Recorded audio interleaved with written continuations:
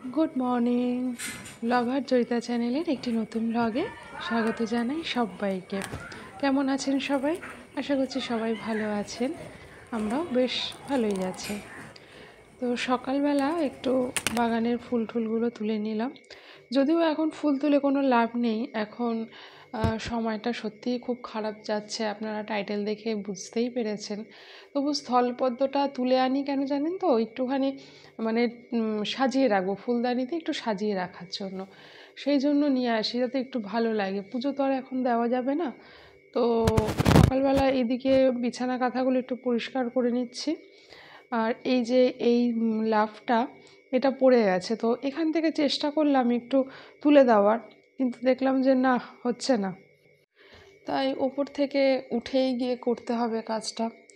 তো ঘরদোরগুলো একটু ঝাড়পোছ করে একটু পরিষ্কার করে নিচ্ছি, কারণ এরপরেই তো রান্নাবান্নার কাজ আছে, আর তারপরেই তো বসতে হবে পুজোর কাজে। আর সকালবেলা নাপিত আসারও কথা আছে, মানে নাপিত মশাইয়ের আর কি। তো উনি আসবেন, এসে নখটা ছেনে দেবেন, দেওয়ার পরে আমি স্নান টানগুলো সেরে নেবো। স্নান সেরে নিয়ে তারপরে আমি রান্নার কাজটুকু করব, করে পুজোর জোগাড় জাগাড় করে নেব।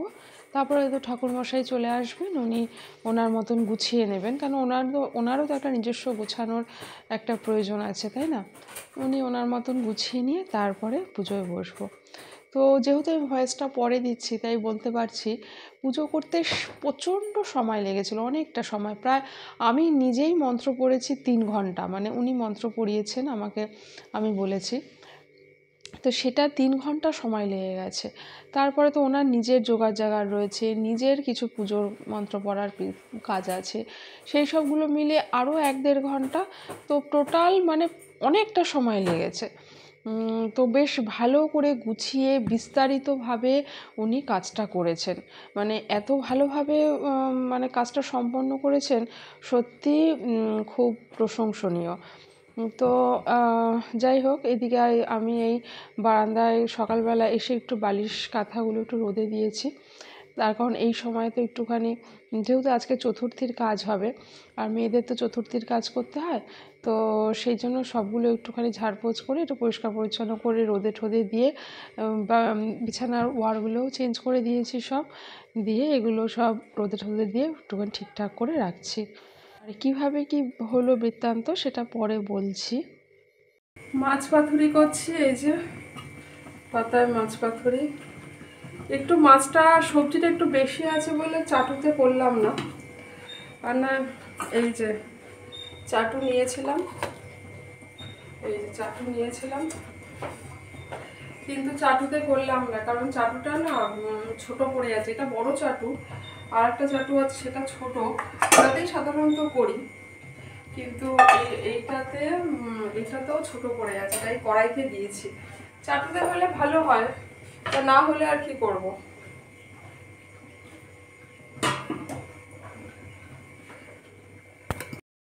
মা অনেক দিন থেকেই অসুস্থ ছিলেন। তো ওনার যেহেতু হাই সুগার ছিল, আর সুগার থাকা মানেই তো মানে কিডনি, লিভার এগুলো এফেক্ট করে, তার মধ্যে কোলেস্টেরল ছিল, ফলে হার্টেরও কিছুটা এফেক্ট হয়েছিল।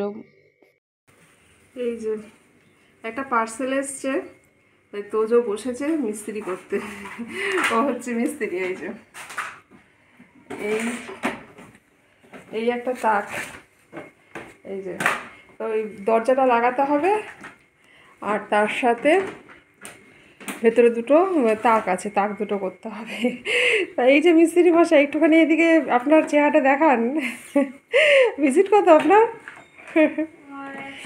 এই বাবা, মোটে 100 টাকার মিস্ত্রি, তো সস্তা মিস্ত্রি, কার কার লাগবে নিয়ে যান। বলে নাকি 1,50,000। Have you any idea? হ্যাঁ,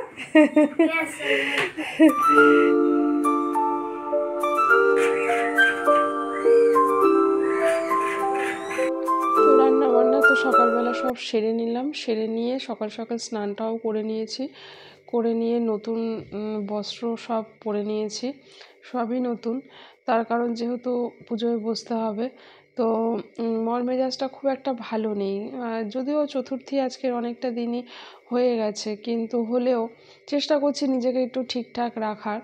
তো এই সমস্ত কাজ টাজ সামলে নিয়ে চলে এসেছি ছাদে এই পুজোর কাজের জন্য। ঠাকুরমশাই বললেন এইসব কাজ তো একটু খোলা জায়গায় করতে হয়, ছাদ বা উঠোন এরকম। আর একান্ত উপায় না থাকলে বারান্দায় বা ঘরের মধ্যেই, অগত্যা কিছু করার নেই তখন করা যায়। কিন্তু দেখলাম ছাদ যখন আছে আর প্রচণ্ড রোদ, তাই কোনো রকমে ওপর থেকে একটু বেড কাভার এগুলো একটুখানি টানিয়ে দিয়ে যাতে কাজটা একটু রোদে অসুবিধে না হয় সেইভাবেই আমরা চেষ্টা করলাম করার জন্য। তো যাই হোক, ঠাকুরমশাই ভীষণই ভালো, খুবই কোঅপারেট করেছেন। বলছে কোনো অসুবিধা নেই, এভাবেই হবে, কোনো মানে এমনি নিচে বসতে কোনো অসুবিধা হচ্ছে না। এখন ত্রিপল টানালে অনেকটা ব্যয় সাপেক্ষ, এমনিতেও অনেকটা ব্যয় সাপেক্ষভাবেই আমরা কাজটা যতটা সম্ভব পেরেছি করেছি, কিন্তু তার মধ্যেও এইটুখানি আমরা নিজেদের মধ্যে অ্যাডজাস্ট করে নিয়েছি। তবে বসে কাজটা করতে অসুবিধা হচ্ছে না, ওপর থেকে দেখে যাই লাগুক। তো মার হার্ট অ্যাটাক হয়ে যায়।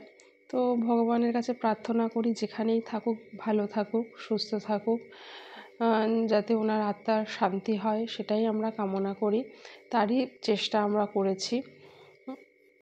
বয়স যদিও ওনার বেশি নয়, হয়তো মৃত্যুর মতন অতটা বয়স ওনার হয়নি, কিন্তু নিয়তি কপাল সে তো আর বয়স মানবে না, তাই না? তো আর যেহেতু একটা রোগের মধ্যে উনি ছিলেন, আর সুগার তো এটা মানে ভীষণই খারাপ একটা জিনিস যদি মেনটেন করা না যায়। তো আমার হাজব্যান্ডও আমার সাথে খুবই সাহায্য করেছে।